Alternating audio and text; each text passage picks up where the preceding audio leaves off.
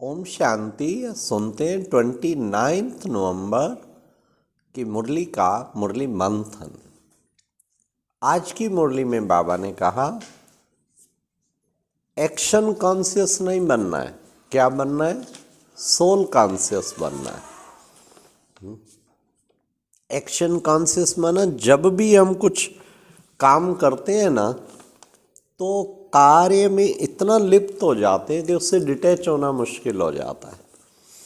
और उसका तरीका बाबा ने केवल एक ही बताया, सोल कॉन्शियस के कौन कर रही है आत्मा।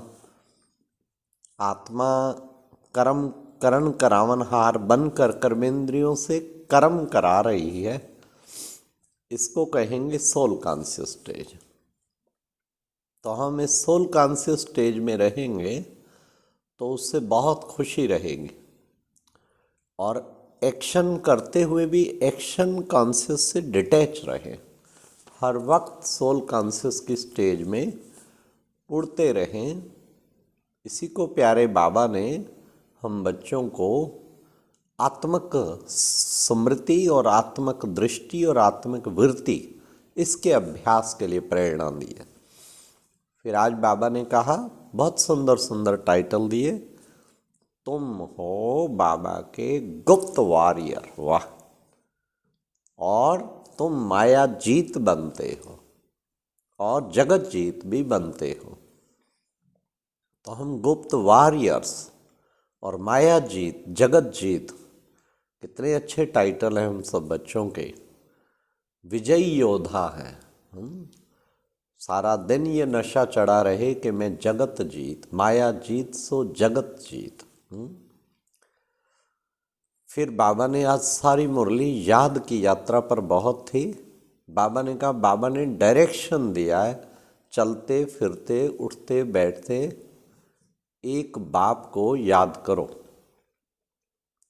बच्चे, इस योग बल से ही तुम्हारे पाप कटेंगे और ये धुन लग जाए, अंदर में फुरना हो जाए कि मुझे सोने जैसी आत्मा बनना है। तो बाबा ने ये भी बहुत सुंदर बताया। फिर प्यारे बाबा ने कहा कि बच्चे देखो, जांच करनी है कि कोई भी कार्य कायदे के विरुद्ध तो नहीं करता हूँ। मेरे में दैवी गुण हैं।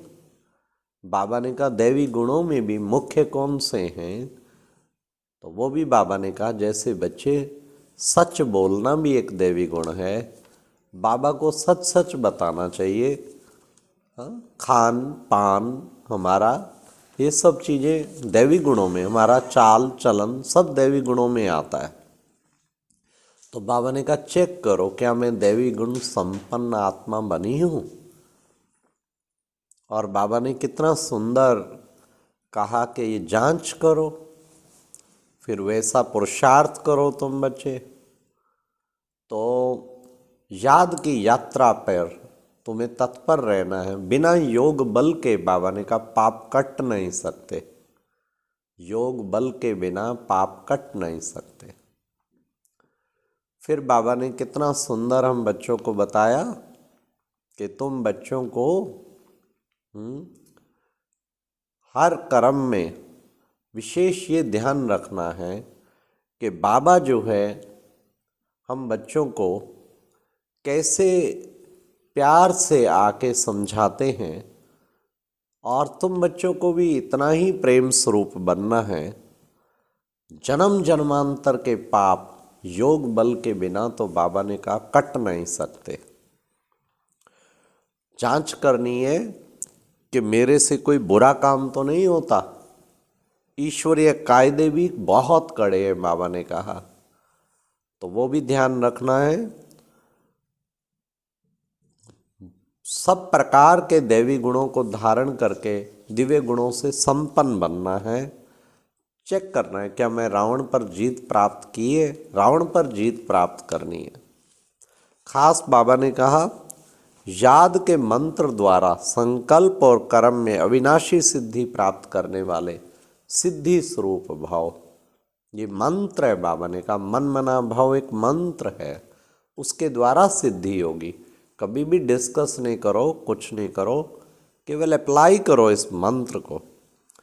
आज बाबा ने बड़ी सुंदर एक बात कही, बाकी सबसे तो बच्चे केवल ऊपर का प्यार होना चाहिए, काम निकालने के लिए घर गृहस्थ में रहते हैं ना, तो वहाँ बाबा ने कहा वो केवल ऊपर का, लेकिन अंदर तुम्हारी दिल लगी हो, अंदर का प्यार केवल एक शिव बाबा से होना चाहिए। बाबा ने ये भी कहा कि अंत में तुम बच्चों को सब साक्षात्कार कराएंगे कि देखो तुम्हें आके श्रीमत देते थे, हाँ, और तुमने नहीं किया, औरों की निंदा की और टाइम वेस्ट करते रहे व्यर्थ बातों में, तो बाबा ने कहा सब बाबा आके साक्षात्कार, लास्ट में साक्षात्कार होगा इसका। इसलिए उसका भी बाबा ने कहा बहुत ध्यान रखना है हम बच्चों को। साथ साथ बाबा ने कहा, बाप कहते हैं तुम मुझे बड़ा समझकर नमस्ते करते हो और मैं तुम्हें विश्व का मालिक समझ के नमस्ते करता हूँ। वाह वाह वाह। बाबा भी कहता है मालिकम सलाम, मालिकम सलाम, और तुम भी मुझे बड़ा समझकर नमस्ते करते हो।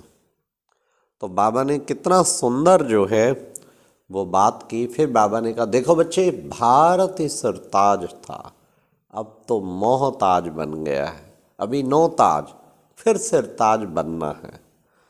तो भारत की तुम बच्चे कितनी सेवा करते हो, ये भी प्यारे बाबा ने कहा।